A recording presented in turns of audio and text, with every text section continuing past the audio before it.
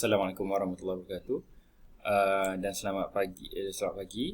Dalam video bahagian ketiga ni kita akan lihat dalam topik perkakasan dan perisian, kita akan lihat tentang perkembangan terkini lah berkenaan dengan perkakasan. Dan sebenarnya slide ini saya ambil daripada buku teks pada tahun 2007. Maknanya sebenarnya telah berlaku mungkin lebih banyak lagi perkembangan,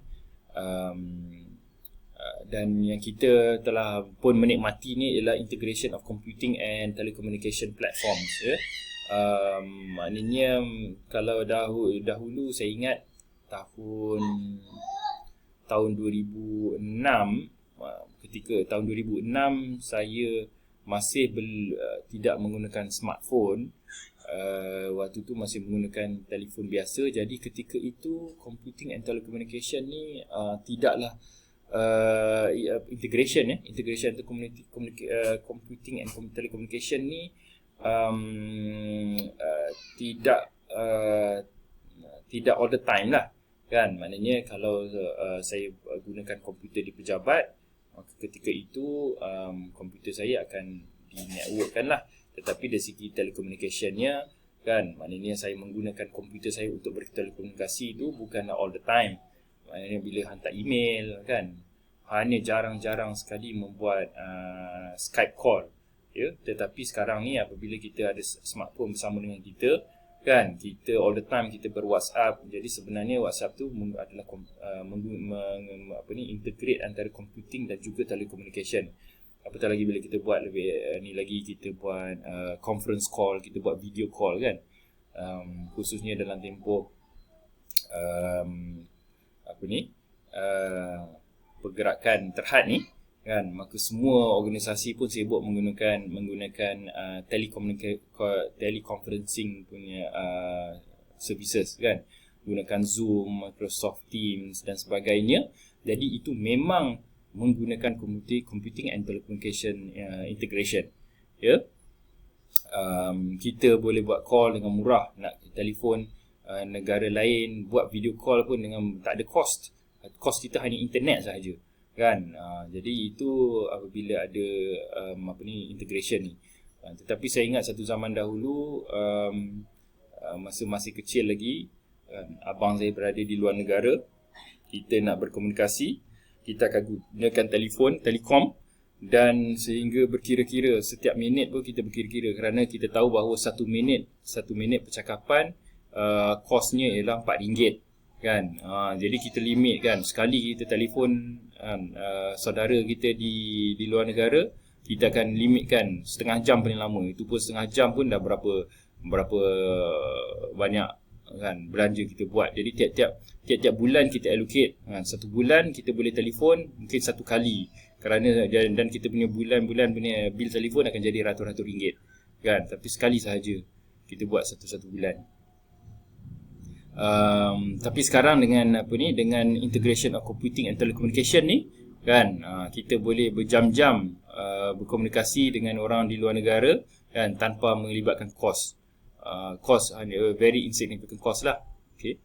Kemudian lagi contemporary hardware trends ialah nanotechnology, kan. Walaupun ketika 2007 ni telah ada ni nanotechnology, telah disebut tentang nanotechnology, tetapi saya sendiri pun masih tak begitu memahami nanoteknologi ni. Mungkin kerana sebab dia pun dipanggil nanoteknologi, kita tak nampak. Tetapi dari segi aplikasinya, kan, kalau kita tengok smartphone kita semakin nipis, kan, dengan ada bantuannya nanoteknologi. Jadi nanoteknologi ni keupayaan human beings untuk manipulate ataupun untuk mengendalikan atom-atom ataupun molekul. Jadi semakin kecil GSM yang boleh dikendalikan oleh manusia, maka lebih banyak perkara yang boleh dibuat lah pada skala yang kecil. Jadi sebab itu kita punya device kita pun semakin kecil, kan. Jadi ini ialah nanoteknologi.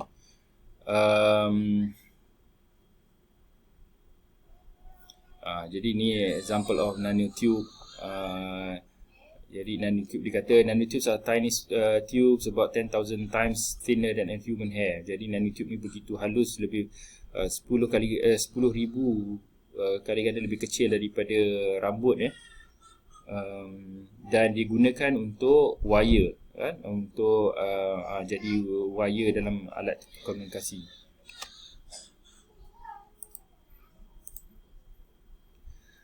Selain daripada itu, trend cloud computing. Okay, jadi trend cloud computing memang kita sangat-sangat menggunakan sekarang ni.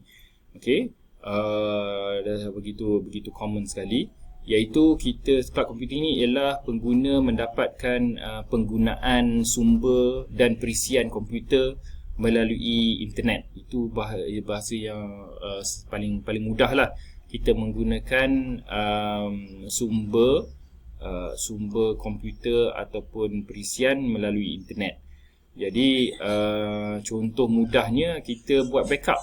Kita backup kita punya file kan, melalui Microsoft OneDrive ataupun melalui Google Drive ataupun Dropbox kan, dan dengan kita simpan di dalam cloud provider tersebut, kita boleh akses kepada file kita di mana saja kita berada. Jadi itu satu bentuk cloud computing. Okey, maknanya kita tak ada kita punya own server. Kita tak ada server kita untuk menyimpan data yang kita boleh akses di mana-mana.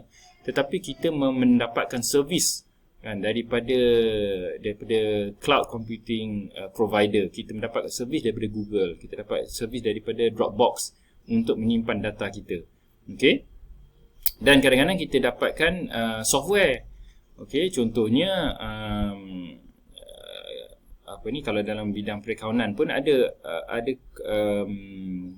cloud based accounting software.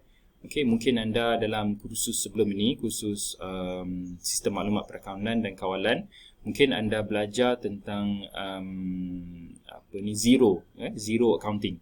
Jadi zero accounting adalah cloud based accounting software, iaitu anda tak perlu download zero accounting ke dalam komputer anda, kemudian install dan juga gunakan. Tetapi di mana-mana sahaja anda berada, asalkan anda mendapat talian internet, anda ada internet browser seperti Chrome ke Edge, Firefox kan, maka anda boleh akses kepada akaun anda dan anda boleh masukkan data di situ. Jadi itu pun bentuk cloud computing. Jadi cloud computing ni ada, dari segi model cloud computing ni ada tiga model. Satu infrastructure as a service, satu platform as a service, satu software as a service. Jadi infrastructure as a service ni lebih kepada kita mendapatkan perkhidmatan perkakasan. Jadi perkakasan mungkin dari segi storan, kita nak cari tempat untuk store kita punya data, kita menggunakan rangkaian, okey, kita menggunakan alat mereka untuk membuat pemprosesan. Okay. Kedua ialah platform. Jadi platform ni digunakan untuk kita membina software. Okay. Kita membina customer software menggunakan platform tertentu. Okay. Contohnya anda nak membina website bukan daripada scratch, bukan daripada HTML, tetapi anda menggunakan platform tertentu seperti WordPress. Kan, jadi WordPress menyediakan platform untuk anda membina aplikasi. Okey. Dan kini sekali software. Jadi software contoh tadilah, macam anda menggunakan zero. Jadi zero accounting telah pun menyediakan software perakaunan yang complete, dan anda hanya register, anda bayar yuran langganan, maka anda menggunakan untuk menyimpan data, merekod urus niaga. Okey. Jadi tanpa perlu anda download, tanpa perlu anda update, anda tak perlu update software zero tu. Zero akan sendiri dia update dia mereka sendirilah kan. Anda akan sentiasa dapat zero yang up to date kerana anda dapatkan servis tersebut secara cloud. Kemudian trend lain ialah seperti autonomic computing, iaitu development of system that can configure themselves. Okay, kalau kita lihat kadang-kadang komputer kita hadapi masalah, lepas tu tiba-tiba akan berlaku komputer akan lakukan self-diagnose kan. Dia akan cuba carikan penyelesaian sendiri kan. contohnya self-updating antivirus software. Bila ada keluar virus baru, maka antivirus software yang berada dalam komputer kita akan kemaskini kaedah mereka sendirilah.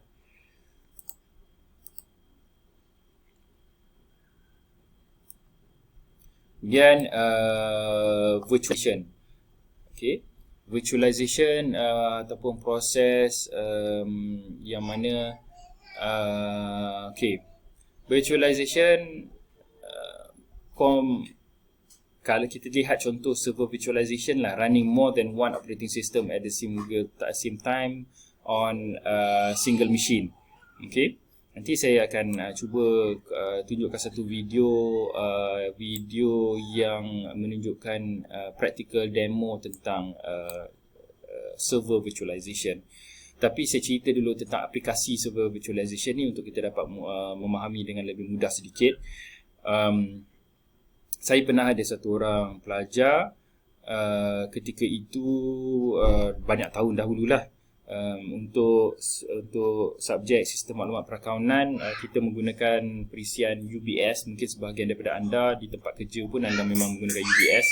Jadi UBS kita tahu dia adalah standalone, dia bukanlah cloud based, dia adalah standalone dan mungkin boleh diserverkan jugalah, client server, tetapi server dalam organisasi sahaja, perlu pada setting dan sebagainya, tetapi dia bukan cloud based. Oleh kerana dia dependent on the PC, maknanya untuk kita install UBS tu kita perlu dia adalah computer dependent lah.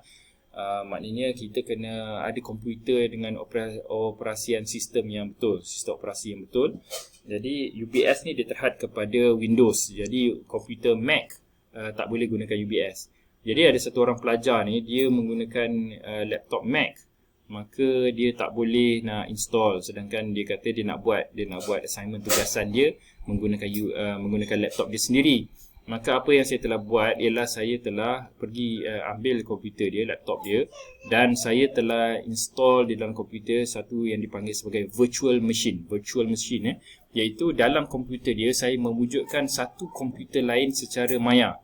Okey, maknanya dalam satu komputer ada seolah-olah satu komputer lain.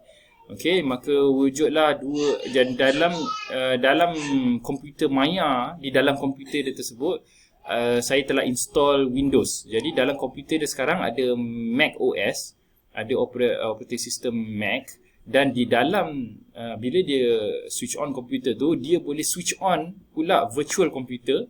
Di dalam Mac OS tu, dia dalam virtual computer tu saya telah installkan Windows. Jadi di dalam virtual computer itu jugalah saya install UBS. Jadi dalam dua perkara lah, tiga perkara lah. Satu, saya perlu install virtual machine punya tool supaya boleh diwujudkan komputer maya di dalam komputer.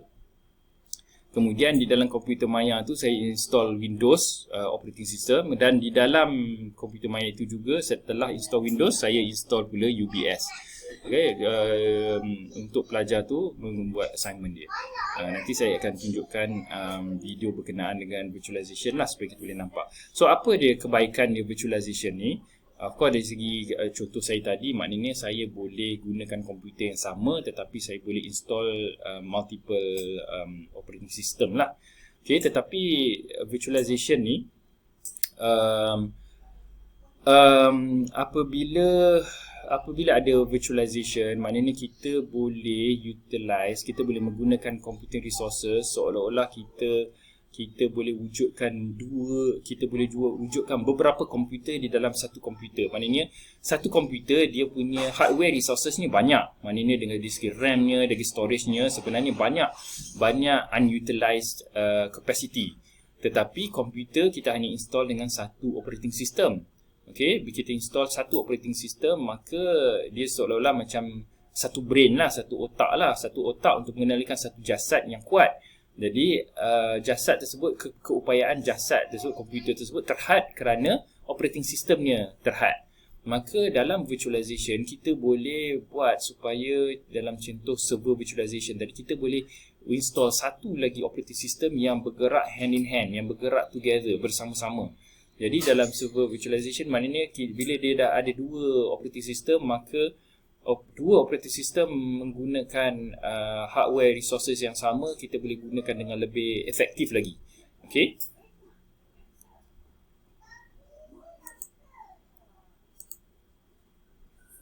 Okay. Seterusnya, hardware trend yang lain ialah multi-core processor. Jadi dalam multi-core processor ni ialah, kalau tadi saya beritahu bahawa kita menggunakan dua operating system di dalam satu hardware. Tapi dalam komputer, dalam multi-core processor ni ialah komputer tersebut ada dua otak. Ya, komputer ada dua otak lah. Basically satu processor tu menggambarkan satu otak lah. Maknanya komponen yang di dalam komputer yang membuat segala processing dipanggil sebagai processor lah. Okay. Jadi bila ada multi-core processor, jadi ada otak yang mempunyai multi-core, kan. Jadi seolah-olah macam ada beberapa otak lah, kan. Dia tidak ada banyak processor, dia ada satu processor tapi ada multi-core. Jadi kira ni kalau macam otak kita ada dua, kan, kita ada dua bahagian pada otak kiri dan otak kanan. Jadi kita boleh anggaplah sebagai lebih banyak multi-core processor, lebih banyak kiri dan kanan pula. Okey, maka bila lebih banyak multi-core processor ni, maka lebih banyak kerja yang boleh dibuat serentak. Kita bayangkan kalau lebih banyak otak, maknanya masing-masing boleh bekerja secara serentak, buat kerja berlainan lah. Kan kita tahu kita ada kapasiti otak kita tak boleh buat multitasking yang begitu banyak kerana kelemahan pada otak kita. Begitu juga dengan komputer, tetapi bila komputer ada multi-core, maka dia boleh buat banyak pemprosesan secara serentak, maka hasilnya lebih cepat. Okay, itu multi-core processor. Dan kebanyakan device kita sekarang adalah multi-core. Okay, maybe kalau komputer yang kita orang masih menggunakan single core, saya pun tak dapat recall since when lah. Sejak bila kita menggunakan dual core processors. Dalam smartphone kita pun multi core juga, ada 4 core, ada 16 core. Okay.